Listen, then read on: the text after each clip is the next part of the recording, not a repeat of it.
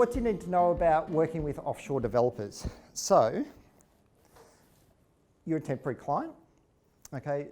As I said, you haven't got the guarantee that the developer's going to be around, and they're looking at the next big thing, and they'll drop you like a hot cake if something comes along that's better than your project. Good developers have day jobs, so the idea of finding, when I changed tack probably about 4 years ago and thought, I don't want to look at subcontinent developers. I'm actually going to go local, because I think the language transition problems that I had in terms of interpreting the project, I want to speak to someone. So I switched my attention to New Zealand and US. And that's what I found. I found that, yeah, I can find good developers there, but it's the nighttime job. So when times got busy at their day job, your project slowed or stopped for a while. So there is no testing. You will be the tester as well. So you will often get code that's crap. It doesn't work. What do you mean? You deployed it and you didn't look at it. They will put all the testing on you. So when you actually get the product, you just constantly think, he's not even looking at it. It works on his system, on his local site, and then he just pushes the button, says, oh yeah, it's ready for you to look at. He didn't even look at this site on the live site or the staging site, which you're looking at, and doesn't even work. So just be aware that's happened many, many times, and it's so frustrating. They don't necessarily focus on ideas. The likes of Alliance spends a lot of time thinking, how could your business be better? Like what could we do to make the experience better and help grow your business? Have you thought of this? We have a lot of touch points with various businesses, so we've got a lot of experience in development, and think about ways in which something can be achieved through development that makes actually your business idea better. You don't get that with overseas developers, because it's basically you're constantly telling them what to do, and it's a one-way channel. There's never feedback or any ideas coming back at you how to develop a better product. There's language gaps. If you like typing, which I'm very slow at, then you will spend a lot of time typing through Skype messages on how to develop the thing. You rarely get the opportunity to talk face-to-face or even via video hookup, because they can't pick up the language or can't pick up our twang as an Australian quick enough to understand what we're actually talking about. Obviously, you've got a lot of skills which you'll be applying, and time from you to make the project happen. Let's look at some numbers just to compare what the overseas development looks like compared to a domestic. So I've picked a common project where Alliance may quote it for $83,000. An overseas quote might come in at $22,000.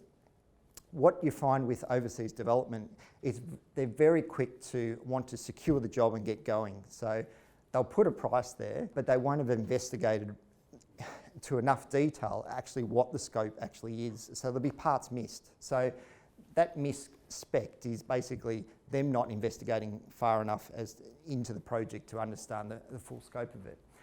So the net result is you might say that they've missed $4,000 worth of their scope, whereas domestically there's still a little bit of scope that was missed at the start, but it's nowhere near the same. If you then look at the time that you're going to spend as the project manager, as doing the BA, doing some wireframing, and you're testing, and if it's at $40 an hour that you're valuing your hourly rate, and most of these aspects are going to take you roughly 160 odd hours, it's going to equate to nearly $20,000 of your time in the project. So if you put that side by side, now you're closing the gap to say it's roughly a $46,000 project versus an $84,000 project done here in Australia. If we then say that we've got a late delivery, it's 40% longer to actually deliver the project. Any software development is either going to try to do one of two things: make you more efficient as a company, so look for savings, or generate profit. So you've actually build something that someone wants to buy. I've taken a conservative, if you're going to make $4,000 a week from the release of your product, it's going to generate $4,000 a week, then you're actually looking at the delayed cost roughly equating to $28,000 because of the late delivery. Because in this particular case, the $83,000 is basically 17 and a half weeks work in a local developer, and the overseas delayed delivery time is basically 7 weeks later. So you're equating now to $28,000 of missed revenue because it's delivered later. So now you're up to comparing a $74,000 project to an $84,000 project. So the client time. Every project's going to require you as the client have input into the project, and you need to be considerate of that. And once again, the time just purely typing versus talking, and all the other aspects around communicating with the overseas developer is going to potentially be 120 hours versus 70 hours for a local developer. Once again, there's about $2,000 difference there, small saving.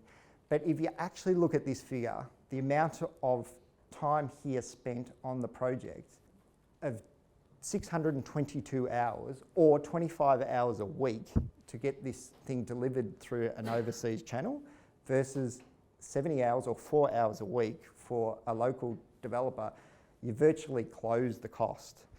And then without considering things like risk and not necessarily owning the IP, because some of the development that I've done in the past with overseas, I have no control of whether the developer's going to use it or have any security against their laws in terms of the development's been done there. So if you look at numbers like that, it just basically closes it, and so look at the true value of your time. I mean, I don't value my time at $40 an hour anymore. So if you have that, then yeah, it's something to consider.